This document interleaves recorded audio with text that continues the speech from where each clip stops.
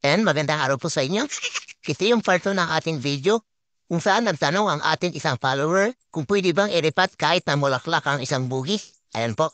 Ayan guys, bali itong bugi na to, nairipat po ito noong March 16, araw po noong Sabado. Ayan.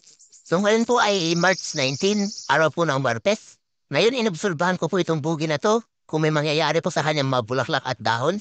At sa 4 na araw na pag-oobserba nitong bougainvillea na to, wala po ni isang bulaklak at dahon ang nalaglag. Pagkatapos ko pong nairipat itong halaman na ito, pagkalipas po ng isang oras, ito po ang napansin ko sa kanya. Naglanta po ang kanyang mga talbos. Pari itong talbos niya, ito po ang nag-react. Ito po yung mga naglanta. Pero wala pa akong nakitang nahulog ni isang bulaklak at dahon. Ayan to, pwedeng-pwede po siyang iripat na may bulaklak. Ayan. Kaya ngayon sa ating video na part 2, ayan sasabihin natin na isang follower. Para sa ating updates tungkol sa video na to, and confirm po na pwede pong iripat kahit na may bulaklak ang bumindilya. Bali wala pong naglaglagan kahit bulaklak man o dahon. Ito lang pong ating mga talbos ang medyo naglanta. Pero sa hapon po is mag-recover siya, babalik po ulit siya sa dati.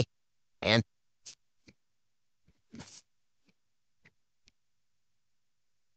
Salamat po. Happy bonsai.